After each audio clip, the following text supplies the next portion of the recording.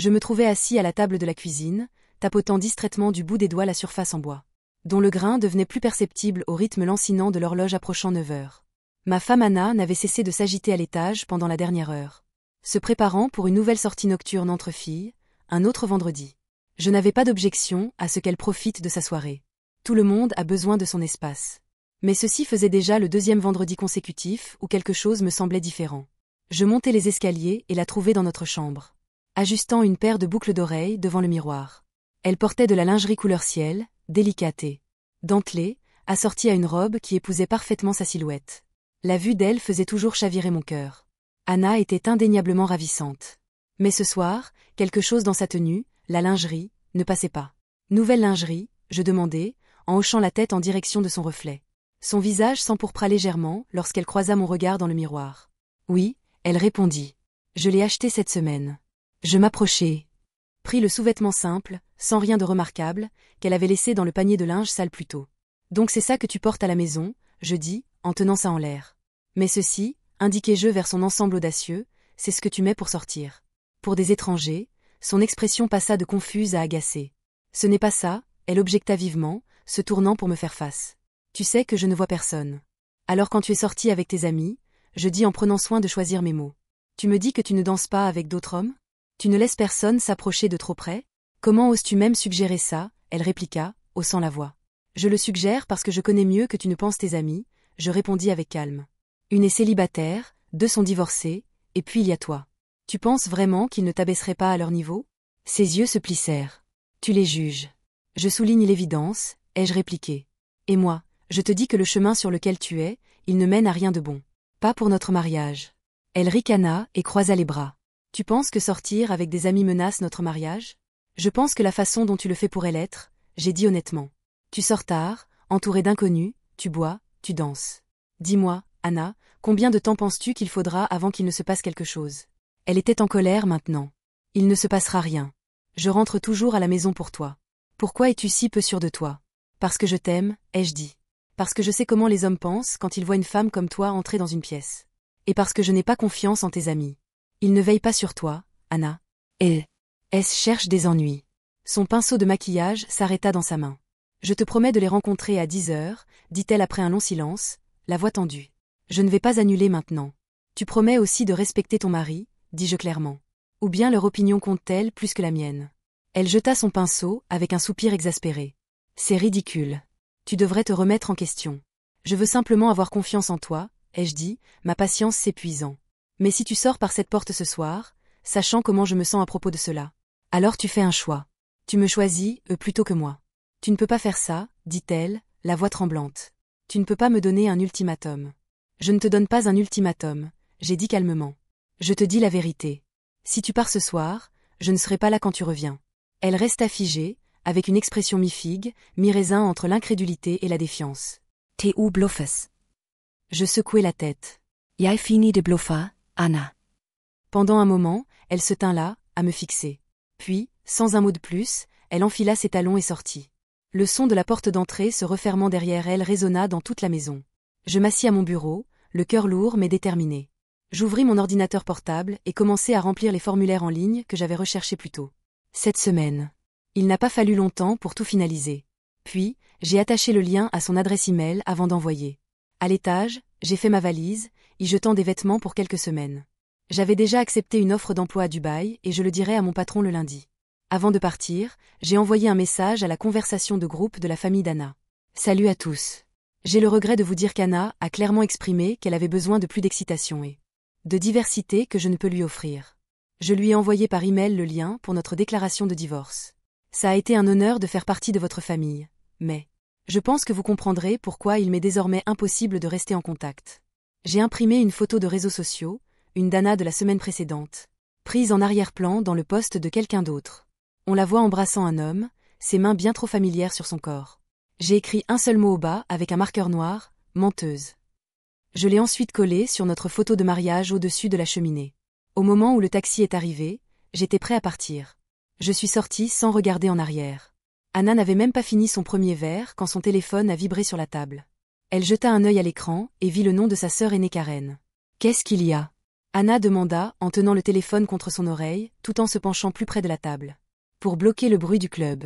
Où es-tu en ce moment? Karen esigea. Le ton de sa voix était tranchant, presque en colère. Anna Franka les sourcils. Au club avec mes amis? Pourquoi? Karen laissa échapper un soupir exaspéré. Anna, qu'as-tu fait? Bill vient d'envoyer un message à toute la famille. Il en a fini avec toi. Anna sentit son estomac se nouer. De quoi parles-tu? Demanda-t-elle, la voix tremblante. Il a envoyé un email avec un lien vers les documents de divorce. Il dit que tu as clairement fait comprendre que tu as besoin de plus d'excitation qu'il ne peut en offrir. Ça te dit quelque chose? Non, non, ce n'est pas vrai, balbutia Anna. Je voulais juste une soirée par semaine pour être moi-même, me détendre. C'est tout ce que c'était. Eh bien, bravo, Anna, parce qu'il est parti. La voix de Karen était glaciale. Il a fait ses bagages et il est parti. Tu devrais peut-être vérifier tes emails et voir par toi-même.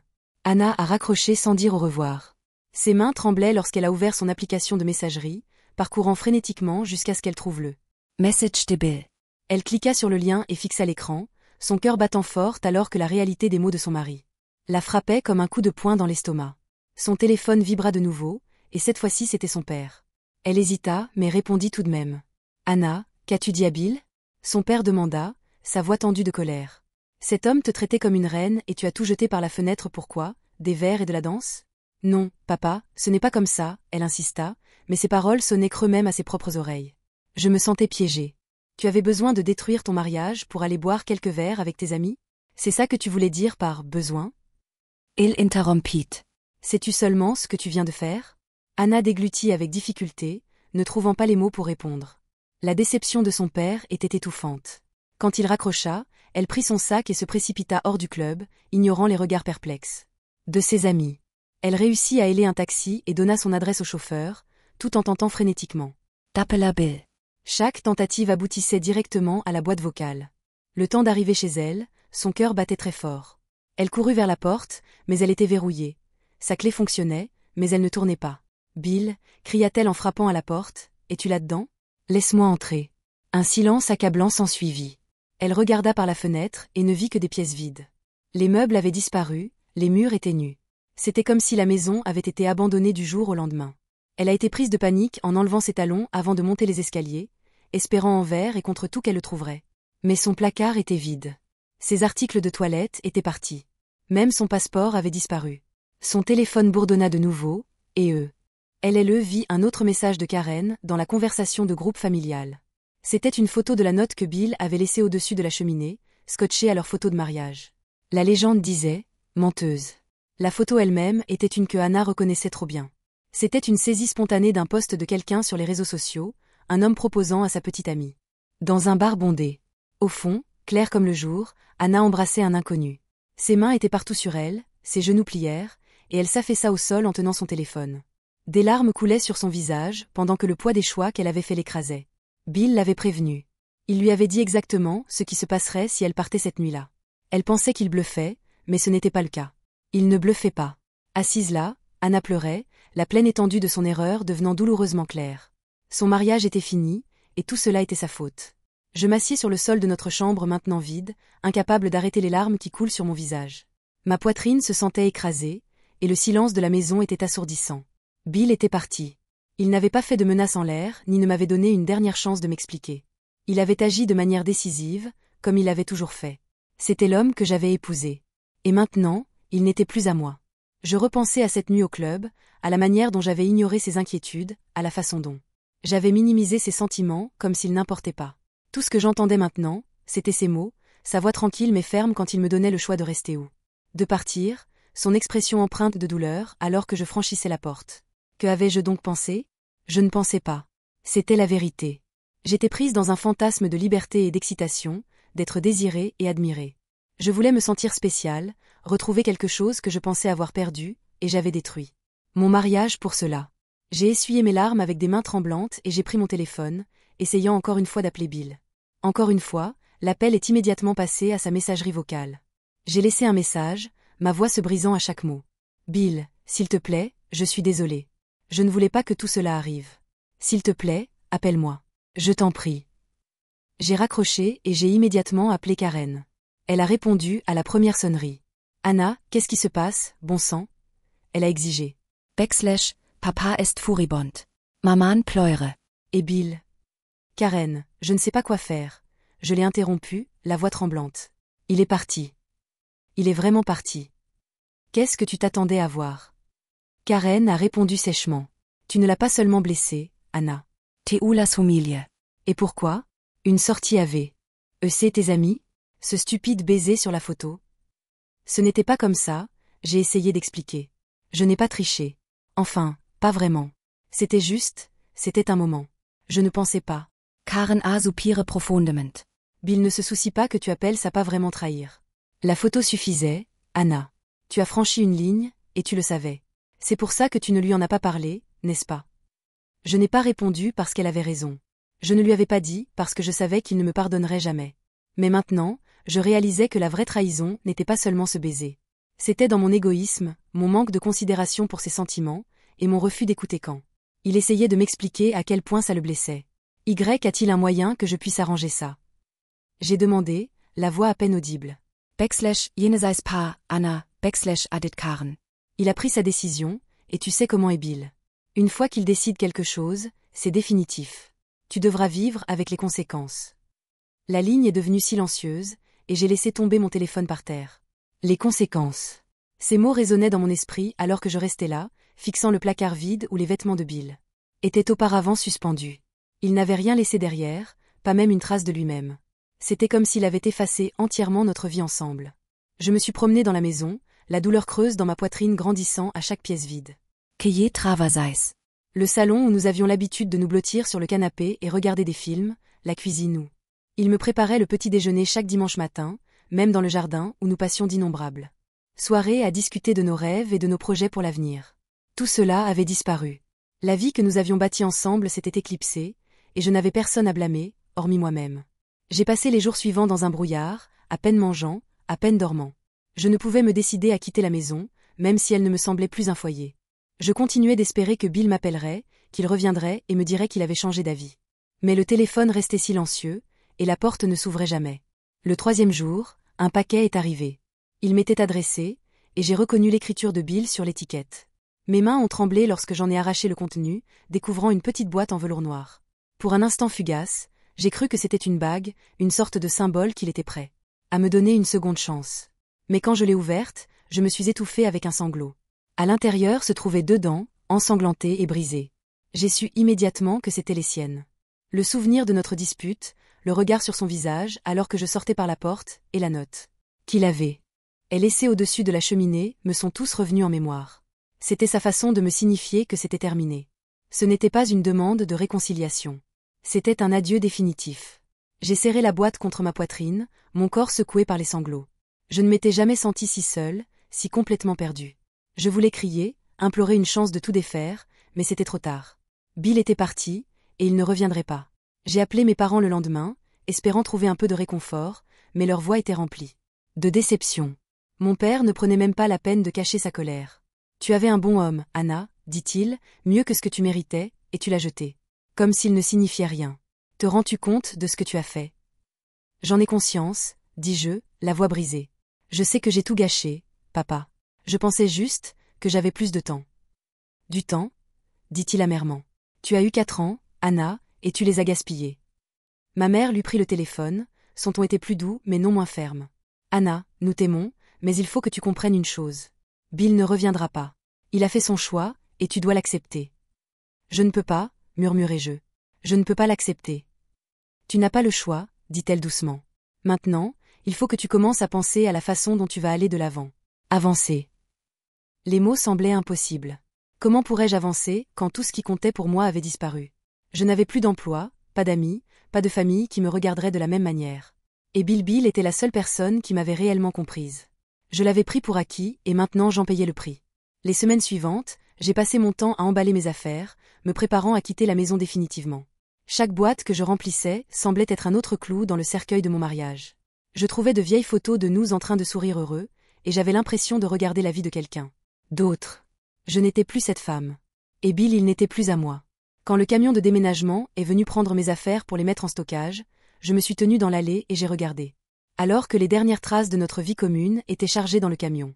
Je pensais au jour où nous avons emménagé, à quel point nous étions excités de commencer notre vivre ensemble. J'ai pensé aux promesses que nous avions faites, aux rêves que nous avions partagés. Et j'ai réfléchi à comment j'avais tout jeté en l'air pour une nuit d'indulgence égoïste. En regardant le camion s'éloigner, je me suis retournée vers la maison une dernière fois. L'écriteau, à vendre, dans la pelouse, semblait être un rappel cruel de mon échec. J'avais tout perdu, mon mari, ma maison, mon avenir. Et c'était tout cela parce que je n'avais pas su apprécier ce que j'avais tant que ce n'était pas parti. J'ai marché dans la rue, sans savoir où j'allais ou ce que je ferais ensuite. Tout ce que je savais, c'était que je devais continuer à avancer, même si je ne savais pas où je me dirigerais.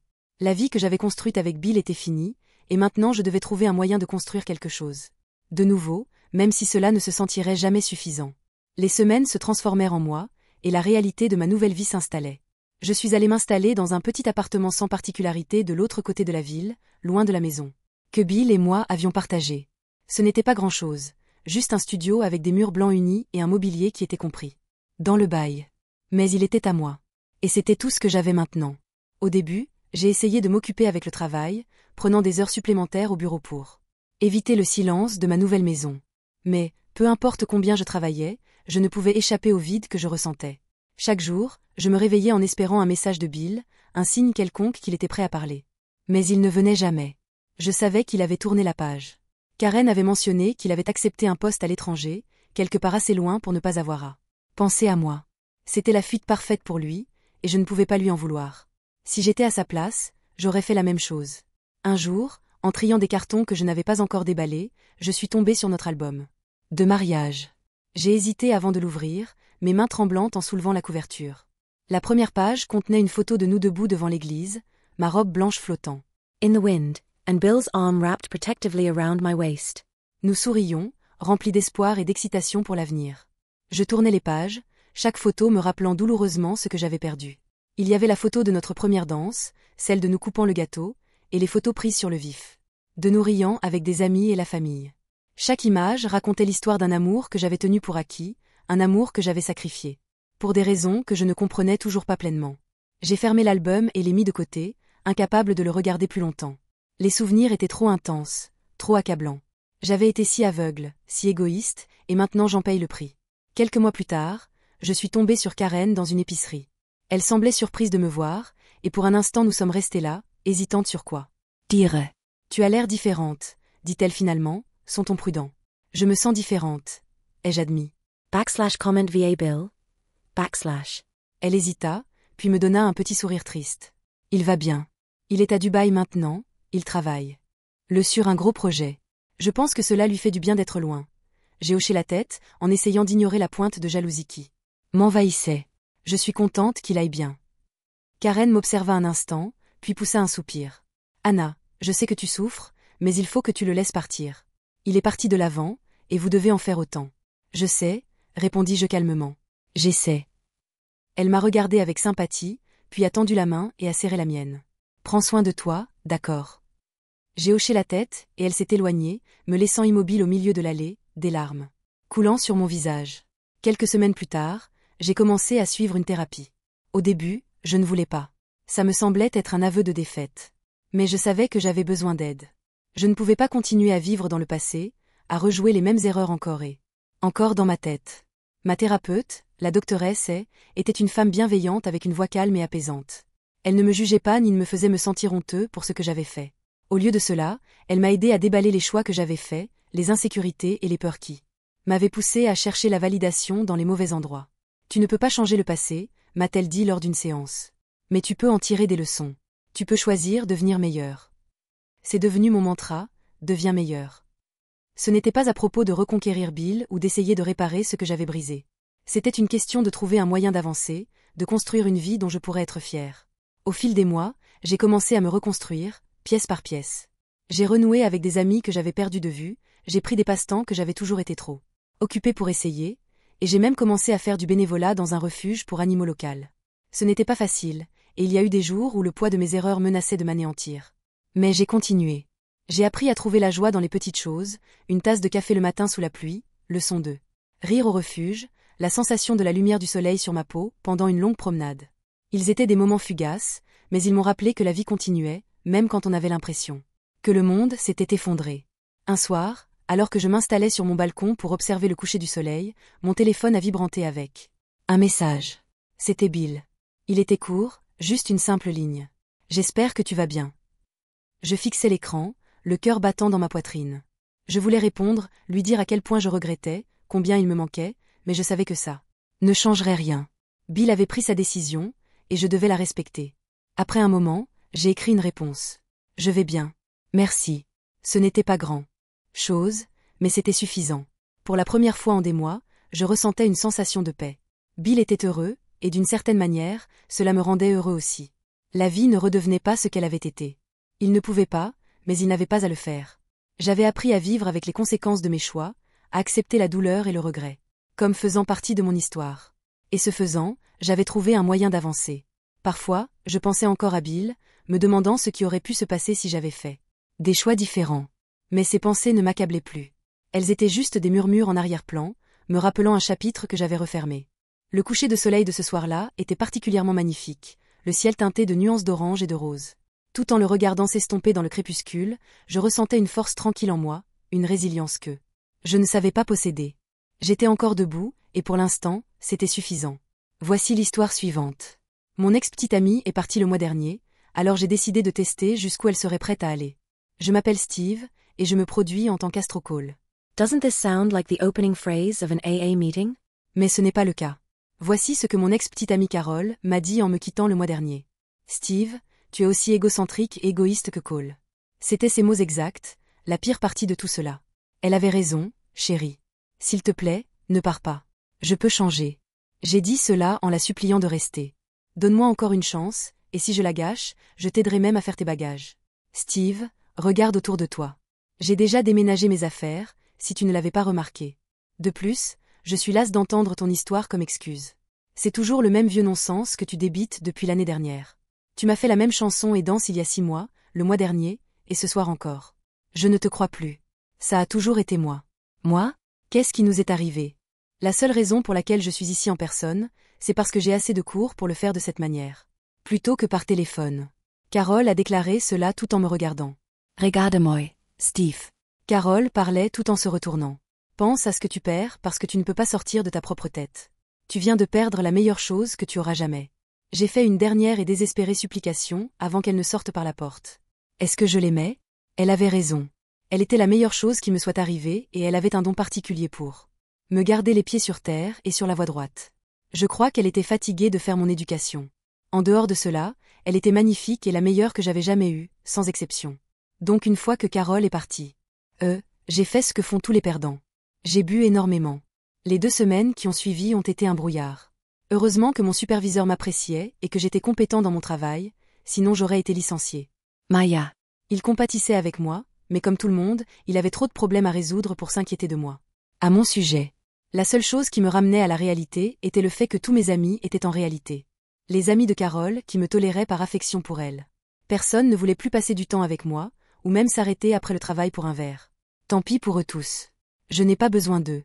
Je me disais ça en arrivant seule à notre ancien lieu de sortie pour la 10e nuit consécutive, et je commençais à sombrer rapidement, et si je n'avais pas eu un compère pour courir qui ne refuserait pas, j'aurais abandonné.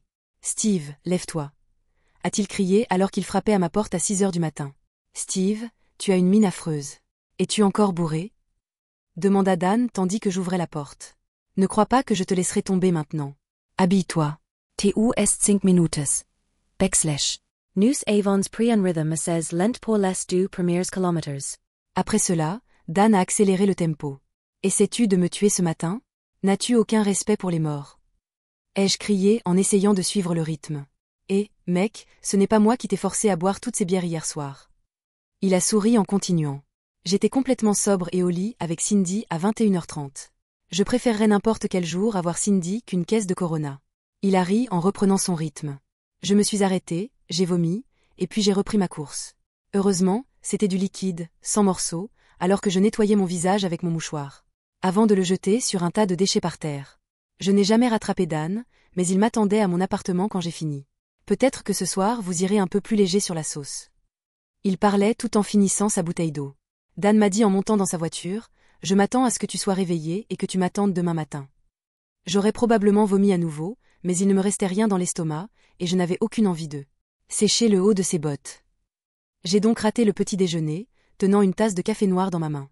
Je suis allée au travail, au lieu de faire une courte pause après le travail. J'ai décidé de cesser de me livrer à des excès pendant un certain temps. Presque tous les jours, je semblais et me sentais mal, et j'avais besoin de faire une pause de toute façon. Je devais être plus fort que je ne le réalisais. Je suis allée un mois entier sans rien de plus fort qu'un soda blanc. Dan continuait à réveiller Maya tous les matins, mais je pouvais rester avec lui sans vomir. Bonjour, maman. Juste pour prendre des nouvelles. Quelque chose de nouveau? Demandai-je. Je savais déjà ce qui était nouveau et gardais toujours une attitude positive. Quand j'appelais à la maison, régulièrement ou bimensuellement, « Bonjour, chérie. »« Pas grand-chose de nouveau ici, » dit-elle. « Ton père menace encore de nous déplacer tous en Floride avec toi. Il prétend être lassé de la neige et du temps froid ici. » Ma mère riait parce qu'il ne demande plus de poissons. Je lui ai souvent dit qu'il se rendrait lui et moi fous en moins d'un mois. Il affirme qu'il préfère être un oie au chaud plutôt que froid. N'importe quel jour. Comment va Gary? Je demandais, connaissant déjà la réponse. Il va mieux. Il a ses bons et ses mauvais jours. Tu sais comment c'est. Gary, mon frère cadet, était à nouveau malade. Il a été hospitalisé de manière irrégulière depuis qu'il a 1 an. Il luttait contre une maladie des reins pendant les premiers 18 ans de sa vie et a finalement surmonté. C'est là. Mais je ne me sentais à nouveau pas bien. Chaque nuit, je regardais ma mère disposer ses médicaments, les comptant avec soin. En passant d'un flacon à l'autre. Il le maintenait en vie, mais dévorait son estomac et pratiquement toutes les autres parties de son corps. Le principal problème était qu'après avoir pris de telles quantités sur une longue période, cela affectait toutes ses articulations. On lui avait dit qu'à 30 ans, il aurait probablement besoin de remplacement des genoux et des hanches s'il voulait continuer à marcher. Mais en lui parlant, vous ne sauriez jamais qu'il avait été malade un jour de sa vie. Il faisait de l'exercice, jouait au sport, allait chasser et pêcher. Il faisait 10 fois ce que je faisais. Gary avait même trouvé une fille et l'avait épousée il y a 2 ans. Brenda attendait maintenant leur premier enfant. Ils avaient tout réussi, contrairement à moi. Je l'appellerai ce week-end pour voir comment il se porte avec Brenda. Je pourrais même me faufiler pour te rendre visite cet été si je peux m'éloigner, dis-je à ma mère, en étant bien conscient que ce que je venais de dire avait peu de chances de se réaliser. Au moins, elle se sentait mieux en sachant qu'elle pourrait peut-être rassembler toute la famille pour quelques jours. Donc cet été, maman pourra partir pour le moment. Je resterai en contact, et si quoi que ce soit arrive, n'hésitez pas à me le faire savoir. Ainsi, la vie continuait.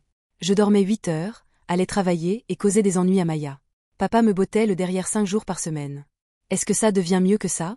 J'ai fréquenté quelques filles, mais soit on ne s'entendait pas, soit elles s'ennuyaient de mon attitude. Je voyais Carole de temps en temps et parlais occasionnellement avec elle. Je n'étais pas sûre si elle sortait avec quelqu'un, mais je le savais sans demander. Elle ne sortirait plus jamais avec moi, alors je me dirigeais vers les bars pour voir ce qu'il y avait d'autres à explorer. Becky au travail m'a proposé un service de rencontre quand je n'arrivais pas à penser à une date pour la sortie printanière de l'entreprise. Mais j'ai poliment décliné. J'ai envisagé d'engager une escorte magnifique pour la journée, la semaine suivant l'anniversaire le plus solitaire. Je n'avais jamais connu cela. Mon père m'a téléphoné. « Steve, j'ai une terrible nouvelle à te donner sur ce qui est arrivé. Votre frère ou sœur a le cancer, un cancer du poumon pour être précis. » Papa, c'est impossible. Gary n'a jamais fumé un cigare de toute sa vie.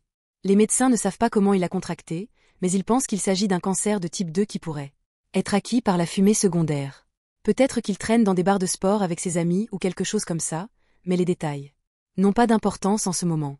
J'ai aussi découvert que lorsqu'il a changé d'emploi l'année dernière, en raison de ses précédents problèmes médicaux. En raison de ces problèmes, il a dû attendre 12 mois avant de recevoir sa couverture médicale majeure. Maintenant, il est dans une situation difficile et l'entreprise ne le soutient pas. N'est-il pas sous l'assurance de Brenda? J'ai demandé à cause de sa maladie préexistante. Sun assurance any lui permet pas de eligitor, alors ilis ont pens tua pre calcus. Moi, tout serait réglé. En d'autres termes, il n'a pas de couverture d'assurance. C'est à peu près juste. Ils paieront pour ses médicaments et ses visites médicales de base, mais pas pour une hospitalisation majeure. Alors, c'est vraiment horrible. J'ai demandé. C'est un cancer, mais pas du type le plus agressif. Heureusement, ils commencent par la radiothérapie pour voir s'ils peuvent le réduire, et, si ça ne marche pas, ils l'exciseront et lui administreront une chimiothérapie. Le médecin pense que ses chances sont supérieures à 75% parce qu'ils l'ont découvert tôt. Mais le coût serait astronomique de toute façon. Je n'ai pas beaucoup d'économies, mais Gary y est le bienvenu. J'ai dit à papa, « Fils, il faudra bien plus que toi. Moi et eux pouvons subvenir aux besoins des enfants, nous avons encore des démarches à finaliser avec la compagnie d'assurance. Et cherchons un hôpital qui travaille avec eux, mais il commencera le traitement le lundi prochain. Écoute, Nous n'avons pas encore informé votre mère, car cela ne ferait que l'inquiéter. Gary ne voulait même pas que je t'appelle. Alors si tu lui parles, ne révèle rien à moins qu'il ne te le dise lui-même. Je suis désolée que les nouvelles ne soient pas meilleures, mais je pensais que tu devais savoir. Je t'enverrai un email dès que j'ai des nouvelles. Appelle-le ce week-end. Lui et Brenda traversent actuellement une période sombre. Nous sommes dit à revoir et avons raccroche. Je me sens un peu abattue. Zut, je serais devenu fou à l'heure qu'il est. J'ai consulté mon relevé B. Enquête en ligne et calculé que j'avais environ 5 000 $ de plus à lui envoyer. Plus. Quelques centaines de dollars par mois, mais mon père avait raison. C'était juste une goutte d'eau dans l'océan. J'ai appelé mon frère dimanche, et ni lui ni ma belle-sœur n'ont mentionné Jacques, n'ont posé de questions sur son état. Ils étaient tout excités par le bébé, leurs vacances d'été et l'avancement des rénovations, leur maison. J'ai failli dire quelque chose, mais j'ai respecté les souhaits de mon père. Mise à jour 1. J'ai passé les 2 semaines suivantes sur l'ordinateur, à apprendre tout ce que je pouvais sur sa maladie. Les coûts associés, et s'il pouvait entrer en contact avec quelqu'un qui mène des recherches de pointe. Il y avait un endroit à Chicago, mais il devrait déménager là-bas pour être éligible. La Mayo Clinic à Rochester n'avait rien à offrir, et on m'a dit que le budget de la plupart des hôpitaux locaux était trop serré pour l'aider. Je ne pouvais pas croire qu'en dépit de tous les profits réalisés par les compagnies d'assurance, elles ne pouvaient pas lui accorder un répit. Mon premier rayon d'espoir est venu de l'American Cancer Society. J'ai collecté de l'argent pour eux au fil des années, particulièrement après le décès d'une amie proche. D'un cancer du sein et du poumon. Après avoir soi-disant vaincu le cancer du sein, elle a développé une pneumonie et a été diagnostiquée. D'un cancer du poumon. Elle est décédée en seulement 1 semaine. Cela n'est pas quelque chose que je laisserais arriver à mon frère. J'ai parlé avec une dame charmante nommée Fran du bureau local de la Société contre le cancer. On m'a informé que je pourrais collecter des fonds pour mon frère sous l'étiquette ACT, mais elle était désolée que leurs fonds actuels soient déjà attribués. Elle m'a donné l'autorisation écrite et m'a souhaité bonne chance. S'il y a quoi que ce soit que nous puissions faire, faites-le nous savoir s'il vous plaît. Plus cette affaire est couverte par les médias, plus nous recevons de donations. Dan a eu l'idée d'une collecte de fonds en courant contre le cancer jeudi matin. Elle incite les gens à faire des dons d'un certain montant par mile, comme ils le font pour l'événement de collecte de fonds Relais for Life. Tout ce que vous avez à faire est de courir ou de marcher pour collecter l'argent, un jeu d'enfant. Cependant, une fois que j'ai commencé à accepter les dons, je me suis rendu compte de la difficulté de la tâche. Je ne pouvais obtenir qu'$1 par mile de chacun. J'avais 20 sponsors et j'estimais qu'à ce rythme, il me faudrait 5 000 $ pour envoyer à Gary l'argent dont il avait besoin. Le temps m'était compté. C'est alors que j'ai désactivé le bouton du bon sens dans mon cerveau. Il m'a fallu encore 1 semaine pour finaliser mes plans, et lorsque j'ai approché de nouveaux sponsors, ils ont simplement levé les yeux au ciel et m'ont dit que si j'allais essayer, ils me soutiendraient. Les choses semblaient s'améliorer. Astufo? Dan m'a demandé en revenant chez moi après notre séance d'exercice matinal. C'est physiquement impossible. C'est tout simplement impossible. As-tu discuté avec quelqu'un au travail à ce sujet? Savez-vous combien de temps cela va vous prendre? Il criait et commençait à me bombarder de questions sur la raison pour laquelle cela ne pouvait pas être fait, et il avait probablement raison. Vous savez, j'ai imaginé ce plan fou de marcher de mon appartement à Orlando jusqu'à la Mayo Clinica, Minnesota, pour leur remettre un chèque pour le traitement de mon frère. Comme j'ai déjà dit, j'avais désactivé l'interrupteur de réalité dans mon cerveau. Dan, regarde, je suis en excellente forme et, si rien d'autre, je peux courir, marcher, et même ramper jusqu'à là-bas. Il y a 2 ans, j'ai couru 61 km en une seule journée sans même avoir une ampoule au pied. Je comprends que c'est une grande distance, mais il s'agit de mon unique frère. Quelles sont mes options sinon? D'accord, je vais t'aider à organiser ça, mais je veux juste que tu saches que tu ne réussiras pas à y arriver. Ne dis jamais que je ne peux pas accomplir quelque chose. C'est comme agiter un drapeau rouge devant un taureau. Dan et moi avons passé les 3 semaines suivantes à planifier ma folie. Mes collègues ont compris ma situation et m'ont soutenu sans réserve. Je pouvais prendre les 3 semaines de vacances que j'avais accumulées et l'entreprise m'a permis d'inclure les 10 jours fériés payés. Ils ont dit qu'on clarifierait les détails plus tard, mais ils s'engageaient aussi à donner $1 par mille. Cela m'offrait 25 jours payés avec l'option de prendre 25 jours supplémentaires en congé sans solde. 50 jours? Impossible. Ça ne me prendra pas autant de temps. Ensuite, je suis allée dans un magasin de courses à pied local, comme chacun le ferait. Ils ont levé les yeux au ciel, mais ont accepté de me donner 5 paires de chaussures de course s'ils pouvaient y apposer leur logo. Je n'ai pas protesté, et ils m'ont même permis d'afficher une affiche de promesse sur leur tableau d'activité. Ensuite, j'avais besoin de trouver une grande chaîne d'hôtels qui me fournirait un logement, quel que soit l'endroit où je me retrouverais. Les Holiday Inns m'ont offert une réduction de 50% sur leur tarif hôtelier le moins cher, qui ne pouvait pas dépasser 35 $ par nuit. Ils ont envoyé à Dan une liste de lieux alors que nous commencions à affiner mon itinéraire. En tant que gestionnaire du matériel de notre entreprise, on m'a donné la permission de demander des cadeaux à nos fournisseurs. Sur les 93 fournisseurs, 27 ont déclaré qu'ils donneraient, mais se sont plaints que je leur avais donné une distance incorrecte. Distanz. Quand je leur ai assuré que c'était correct, ils se sont renseignés sur l'endroit où ils pouvaient envoyer leur carte de condoléances. Ils ont ri. Moi pas. Entendku. Eux, pilotes de Harley, je me suis arrêté chez le concessionnaire. J'avais acheté mes 2 dernières motos chez eux. Ils se sont demandé si j'avais eu un récent accident, car ils suspectaient que mon cerveau était embrouillé. Quand je leur ai demandé de l'aide. Regarde, tout ce que je demande, c'est un engagement de tout mon temps que vous pouvez me donner par mail et 10 t-shirts. Je les mettrai dans chacun des 10 concessionnaires de la zone Tricounti, et les gens peuvent donner en écrivant le nom de quelqu'un qu'ils connaissent qui a ou a eu le cancer sur le t-shirt. Je sais qu'ils parrainent tous des promenades et des collectes de fonds, mais en portant les t-shirts tous les jours, ils auront plus de visibilité. Ils pensaient que j'étais fou, mais ils m'ont donné les t-shirts et ont contacté les autres vendeurs qui avaient également promis. Tout commençait à prendre forme. J'ai passé une semaine à organiser des vêtements, des fournitures médicales, de la literie, et à planifier mes repas quotidiens.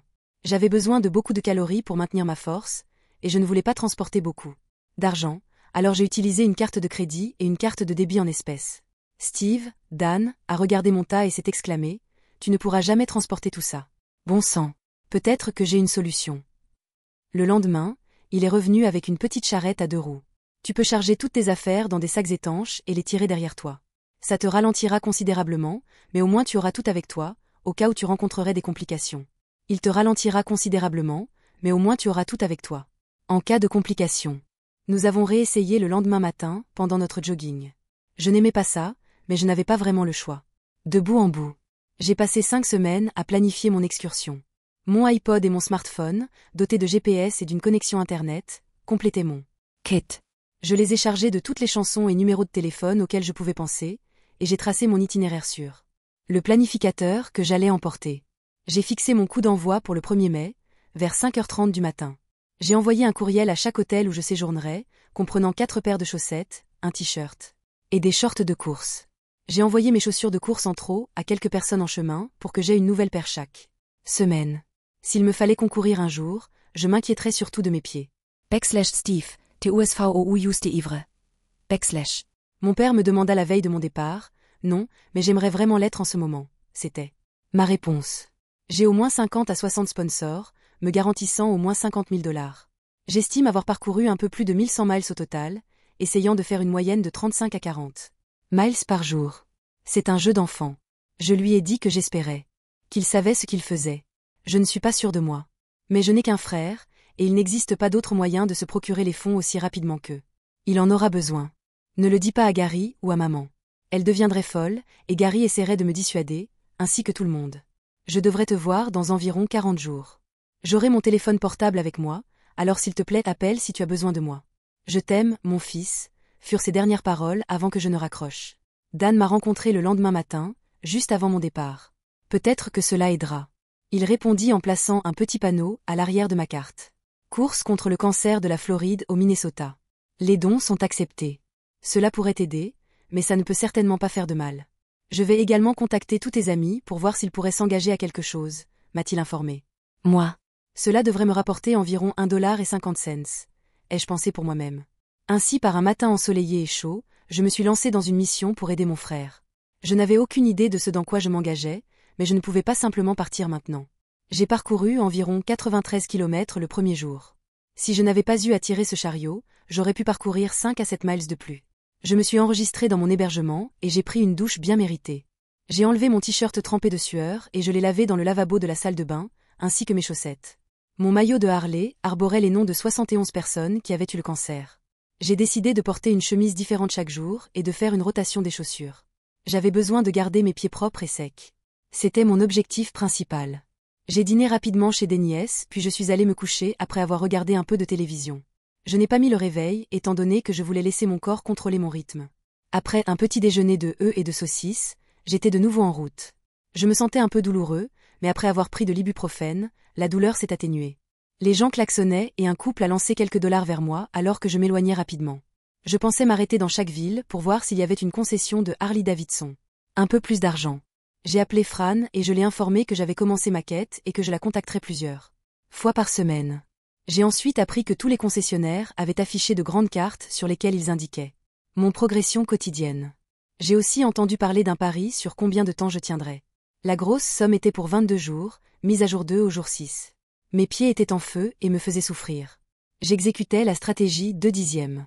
Je joguais 2 minutes, puis marchais 10. Puis j'y pris conscience que marcher était plus douloureux pour mes pieds que le jogging. Je l'ai changé pour jogger pendant 10 minutes et marcher pendant 3. Ce n'était pas idéal, mais cela a fonctionné pendant quelques jours. D'accord. Je n'étais pas aussi en forme que je le pensais. Courir de 5 à 8 kilomètres tous les jours, c'était une chose. Compléter un marathon était un exploit, mais cela allait bien au-delà. Au bout de 9 jours, mon iPod a cessé de fonctionner et mes jambes étaient devenues comme du plomb. J'avais doublé mes chaussettes et je travaillais sur un ampoule à l'arrière du talon de mon pied gauche. La partie la plus difficile de tout cela était d'être là dehors tout seul. En réfléchissant aux 2 dernières années de ma vie, j'ai découvert que j'étais extrêmement égocentrique. Je n'aidais les autres que quand c'était absolument nécessaire, mais j'attendais de tous qu'ils arrêtent ce qu'ils faisaient pour m'assister. Je pris une note mentale d'appeler Carole une fois de retour. Peut-être pourrais-je la persuader de me parler. Après 2 semaines et demie, Fran m'a informé qu'elle avait collecté $2000. De mon frère. Je ne comprends pas. Je supposais que vous aviez dépensé tous vos dollars. J'ai informé les médias locaux de ce que vous faisiez. Ils publient maintenant des mises à jour sur où vous êtes et comment vous vous portez. Comment vas-tu, Steve? Juste 2 mots. Endolori et épuisé. Mais je suppose que je ne peux pas abandonner maintenant, même si je le voulais, ai-je répondu en riant. Je vise le 12 juin. J'espère juste que mes pieds et mes jambes supporteront cette épreuve. Maman. D'accord. Continuez le bon travail. Remembé, ceci est pour ton frère. Elle n'a pas besoin de dire cela. Je le savais déjà. J'espérais seulement ne pas mourir en chemin. Pourquoi n'ai-je pas simplement dit 250 ou 500 kilomètres, ce qui aurait été beaucoup plus logique? Chaque jour, je notais dans mon journal comment j'allais et si quelque chose de spectaculaire était arrivé. Le jour 17. Le jour 19, une voiture s'est arrêtée et le conducteur m'a remis $100. En espèces. Une petite vieille dame m'attendait plus loin sur la route, me tendant un sac de biscuits et un billet de $10. Elle a simplement dit « Que Dieu vous bénisse ». Le jour 29, il a plu toute la journée. J'étais saturée de 8 heures du matin à 6 heures de l'après-midi. Je pensais que je n'allais pas tenir le coup avant d'atteindre le motel pour une douche chaude. Après ma douche, j'ai glacé mes pieds pendant environ 1 heure, avant d'appliquer de la lotion. Et du talc pour bébé. J'ai suivi ma distance parcourue et pour la première fois depuis le début, j'ai commencé à avoir des doutes. Je dormais avec les pieds surélevés sur 2 oreillers pour prévenir l'enflure et prenais un bain chaud tous les matins pour améliorer la circulation sanguine dans mes jambes. Donya. Ensen, un marathonien ultra, a couru 30 marathons en 30 jours l'année précédente. J'avais lu ses écrits sur ce qu'il mangeait et d'autres détails pour se préparer à ce qu'il avait fait, mais j'ai rapidement compris que je n'étais pas Dan Johnson. Je pouvais voir que j'avais perdu du poids, mais en fin de journée, j'étais généralement trop épuisée. Pour manger beaucoup. Je me sentais lasse de manger des œufs au petit déjeuner, mais ils étaient simples, rapides et restaient en place. Mon déjeuner était composé de Gatorade, de barres de granola et de fruits, et j'essayais d'avoir des pâtés. Un morceau de viande chaque soir. Je n'avais pas anticipé brûler autant de calories que je crois le faire maintenant. Jackie de mon travail me tenait informée de ce qui se passait, et elle est devenue mon bras droit.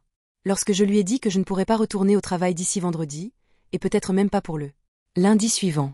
Elle me contactait encore chaque matin pour savoir où j'étais et m'informer de tout souci. Je crois que Jackie faisait cela pour détourner mon attention de la douleur que j'éprouvais chaque matin. Lorsque mes pieds touchaient le sol. Les jours 31 à 35 ont été épouvantables. Je ralentissais encore, mes pieds me faisaient souffrir constamment, et le derrière de mes jambes ne semblait jamais se remettre. La cloque sur mon talon gauche avait la taille d'$1 en argent, et j'en avais de plus petites sur la plante des 2 pieds. Les 2 gros orteils noircissaient, et ils ressemblaient à 10 petits cochons rouges.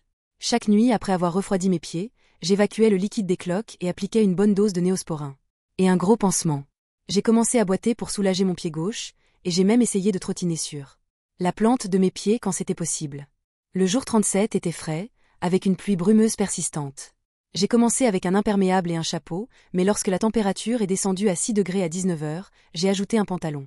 Je suis tombée sur 2 personnes avec des micros et des caméras. « Steve, puis-je vous parler quelques minutes ?» a-t-il demandé. J'étais reconnaissant pour cette pause. Nous savons parle alors que j'ai expliqué pourquoi j'ai le faisais à quel point j'ai été en colère contre les compagnies d'assurance. Les hôpitaux et même les dirigeants du gouvernement. J'aimerais voir un couple de cadres dans des tours d'ivoire corporatives tomber gravement malades. Que leurs compagnies d'assurance leur disent qu'ils ne sont pas couverts. Je suis convaincue qu'on verrait des changements du jour au lendemain, plutôt que d'avoir à attendre des années alors que tout le monde est laissé dans l'expectative. Si seulement il pouvait cesser de se quereller et se concentrer sur l'Américain moyen qui paye ses impôts et qui ne peut pas se permettre d'être malade. Peut-être qu'il pourrait accomplir quelque chose, mais tout se résume à l'argent. Ceux qui en ont et ceux qui le désirent. J'en ai assez. Alors je me suis mis en marche pour offrir à mon frère quelque chose qu'il ne peut pas obtenir par lui-même. Ce n'est tout simplement pas juste. Je lui ai dit, Steve, penses-tu que tu vas finir? Je n'ai pas le choix. Je ne suis pas médecin pour le soigner. Je ne possède pas d'hôpital. Et je ne possède certainement pas non plus une compagnie d'assurance, car si c'était le cas, je ne serais pas en train de faire ce que je fais aujourd'hui. Mon frère a besoin de traitement, et je ferai tout ce qu'il faut pour m'assurer qu'il le reçoit. Donc si vous voulez bien m'excuser, je dois continuer à avancer avant que mes jambes ne se fatiguent, sinon je ne finirai pas. Je suppose que le caméraman a effectué un plan large pour me montrer en train de partir et de boiter. C'est ainsi qu'ils ont conclu le reportage. Le 40 jours, mon père m'a appelé pour me dire que maman et Gary avaient découvert ce que je faisais. Ils étaient tous les deux détectives privés. Ils ont dit que personne ne leur avait dit ce que j'étais en train de faire. Quelqu'un a vu l'extrait de télévision à mon sujet et a appelé Gary, ce dernier a ensuite appelé maman.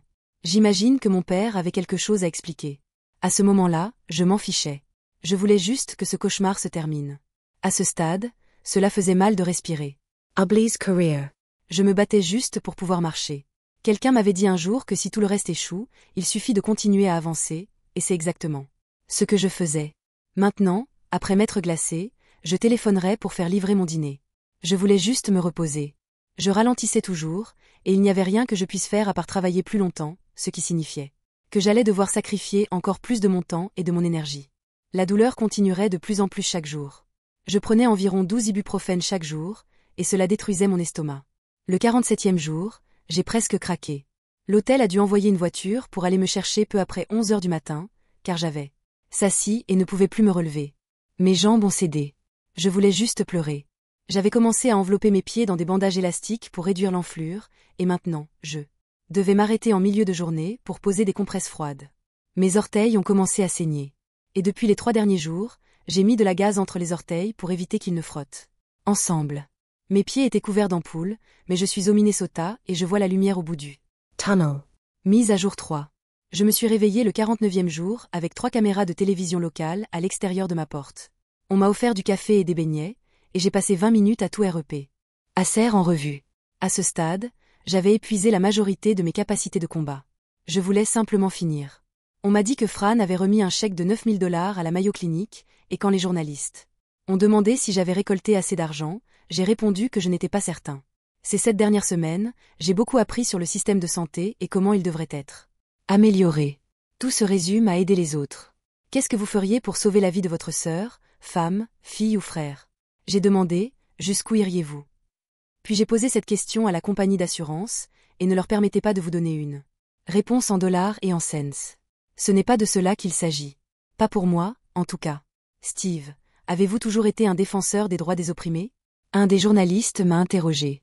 Une fille que j'avais imprudemment laissée partir m'a dit que j'étais aussi égocentrique que Cole et que je ne changerais jamais. Pendant longtemps, j'ai cru qu'elle avait raison, mais j'ai finalement découvert que les individus peuvent changer s'ils le souhaitent vraiment. Donc, si je peux passer de quelqu'un de dur à quelqu'un de déterminé, imaginez ce qu'une grande compagnie d'assurance peut accomplir. J'ai pris une dernière tasse de café et j'ai remercié tout le monde pour leur temps, mais je leur ai dit que je n'avais plus que 2 jours et qu'à ce moment-là je répondrais à toutes leurs questions. J'ai alors débuté les 2 jours les plus longs de ma vie. Mon père nous a informé que tout le monde viendrait me rencontrer à la Mayo Clinic quand je serais près du but.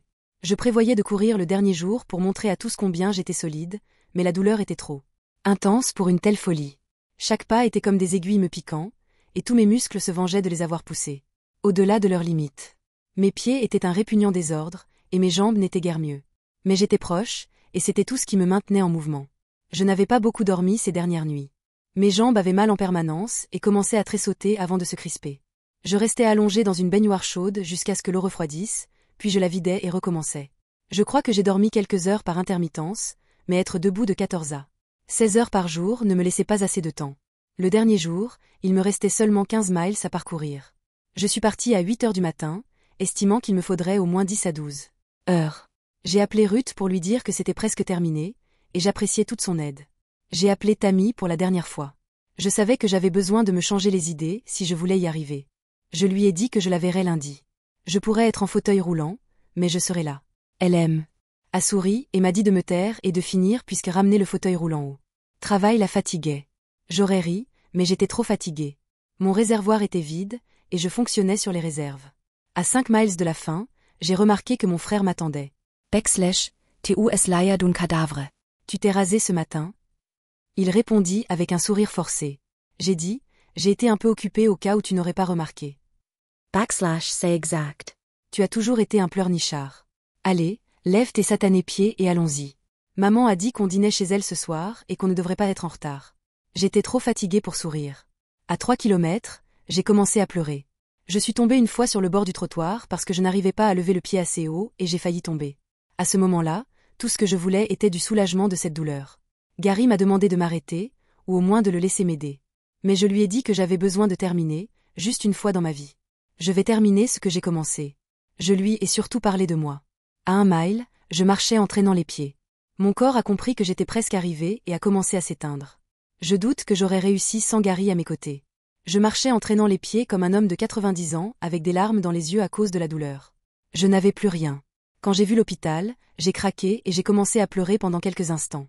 J'avais laissé ma carte à l'hôtel ce matin, sinon j'aurais pu entrer et mon frère m'aurait conduit jusqu'à la porte. La rampe d'accès avait une inclinaison de 30 degrés menant à l'entrée principale. Je me demandais sans cesse, qui construirait un hôpital sur une colline de merde. Puis je l'ai entendu. D'abord, ce n'était pas très fort, mais ça devenait plus bruyant à chaque pas que je faisais, la tête baissée, luttant. Pour tout le monde. J'ai regardé vers le haut et j'ai vu environ 50 personnes debout à l'entrée, m'encourageant. Je me suis arrêtée, j'ai pris une grande inspiration. Je me suis redressée et j'ai parcouru le reste du quart de mile la tête haute, directement. Dans les bras de mon père. Dieu merci, ils avaient une civière prête. Je m'y suis installée confortablement, et pendant que tout le monde me félicitait, j'ai été emmenée au service des urgences.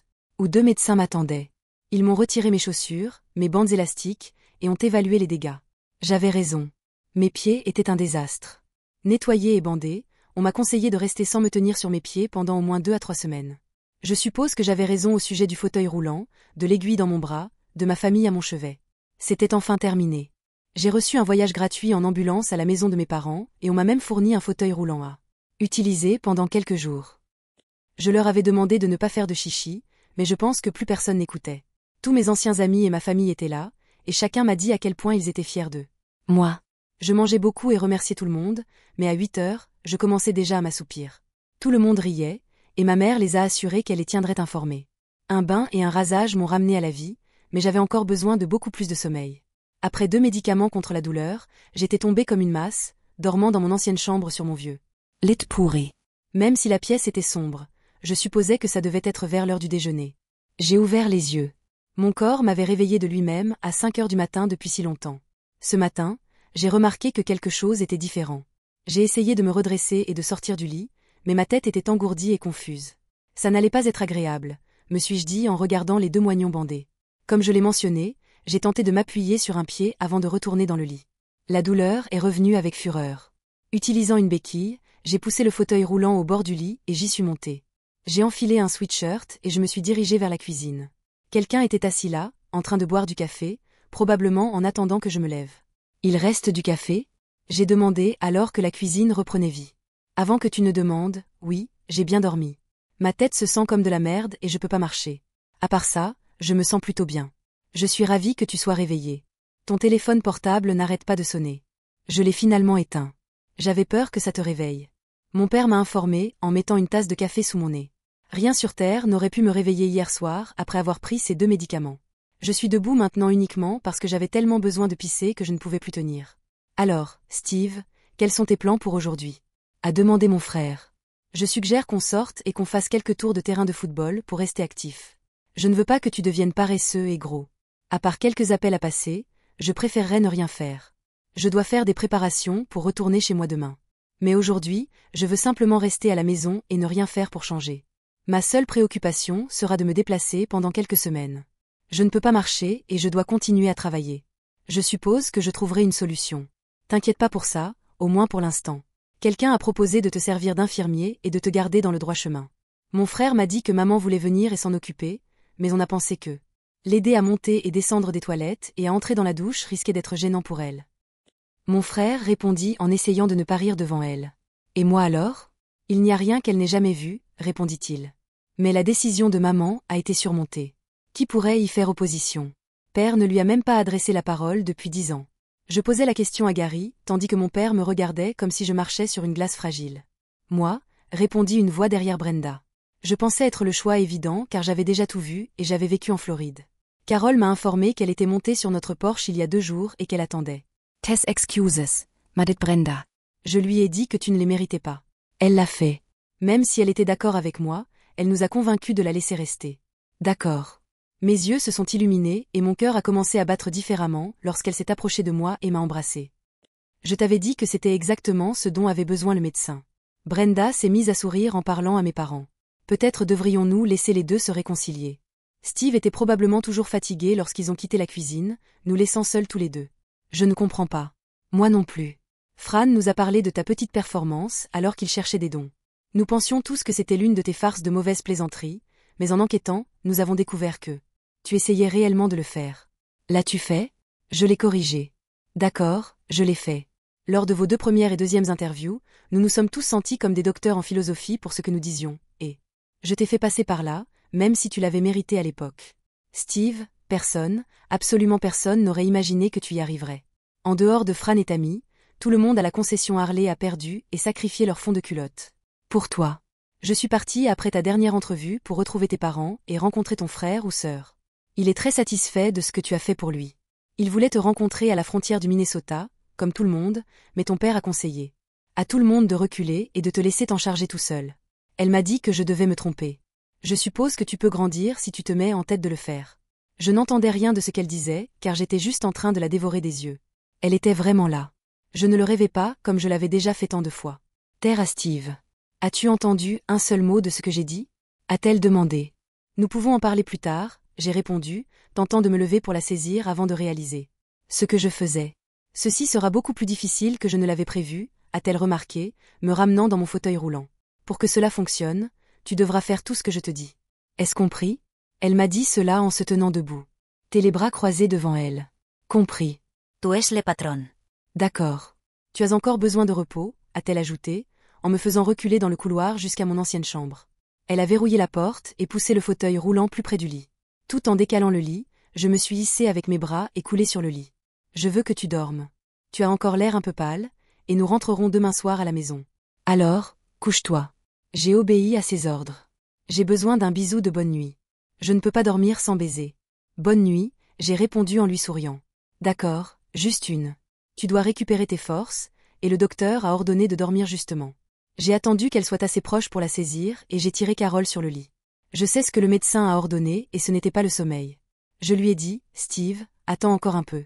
On va y aller doucement parce que je ne veux pas souffrir à nouveau. Carole, je ne peux pas me faire ça. Je ne le ferai plus jamais. Je te le promets. Tout ce que je veux, c'est que tu me fasses suffisamment confiance pour me donner une autre chance. Je ne dis pas que je suis parfait, mais tu es ici pour botter mes fesses. Quand je dépasse les bornes, je pense qu'on peut y arriver. J'ai dit cela en l'embrassant. Elle a eu ce qu'elle voulait. Je me suis rendormie, mais pas seule. Nous en avons pas fait l'amour à la maison de ma mère. Nous avons attendu jusqu'à lundi soir quand nous sommes revenus à mon appartement. Je ne savais pas que tu utilisais autant tes pieds quand tu fais l'amour. Carole a fini par me chevaucher jusqu'à la fin. Si la réalité n'avait pas déjà frappé, j'ai entendu Carole au téléphone dimanche soir pendant que j'étais supposée dormir. Non, j'ai ni per plus t'y voir. Je suis revenue avec mon ex-petite amie. Non, tu n'as rien fait de mal. Je veux juste lui donner une autre chance. C'est tout. D'accord, si ça ne marche pas, je t'appellerai. C'était la dernière chose que j'ai entendue. Oserais-je en parler avec Carole? Pas de ton vivant. Il n'était pas question que je ruine notre relation cette fois-ci, peut-être plus tard. Je pourrais lui demander si elle avait quelqu'un d'autre après notre rupture. Et si c'était le cas, à quel point c'était sérieux. Mais pas maintenant, au nom de Jésus. Tout était encore très nouveau. Nous étions à nouveau heureux, et je voulais que ça reste ainsi. Tammy m'a salué à la porte un lundi matin. Il y avait une banderole sur ma porte qui disait « Bienvenue de retour ». L'entreprise et ses employés m'ont offert un chèque de 3 900 $ et même préparé un gâteau.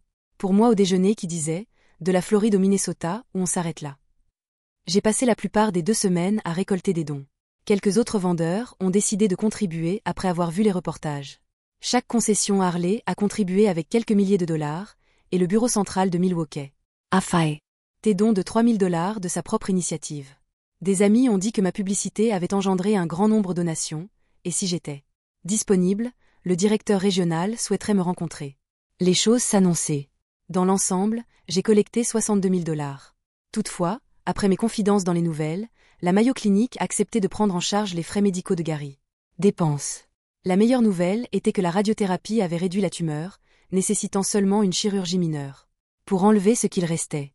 Il a subi de la chimiothérapie par précaution, mais après 6 mois, il a été déclaré guéri.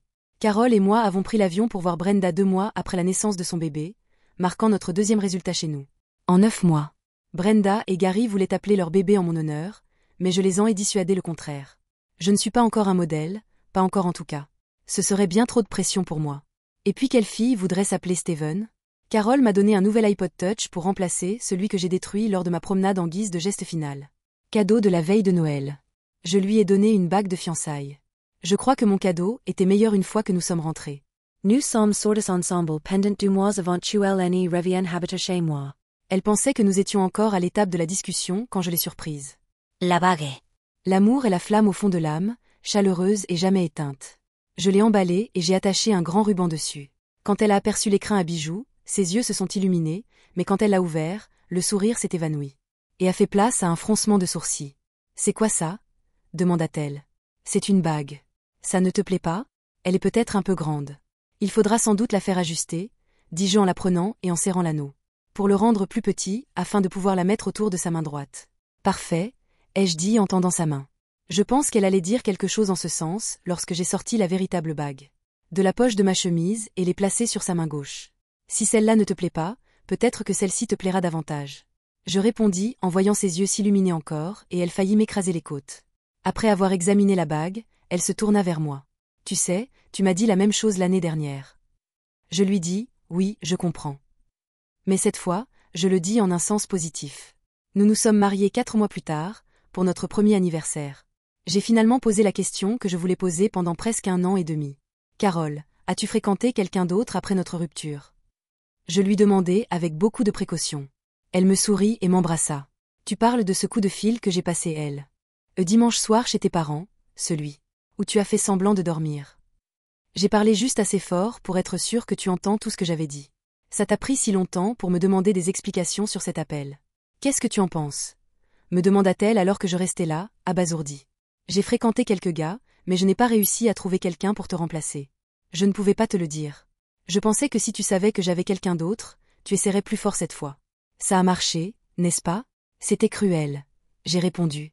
Viens par ici, et je vais te montrer combien je peux être impitoyable. Elle a dit cela tout en m'embrassant et en se précipitant vers la chambre. J'ai crié et je l'ai poursuivi, mais ça voulait dire gentiment. Merci d'avoir écouté les histoires d'aujourd'hui. Si vous avez aimé écouter,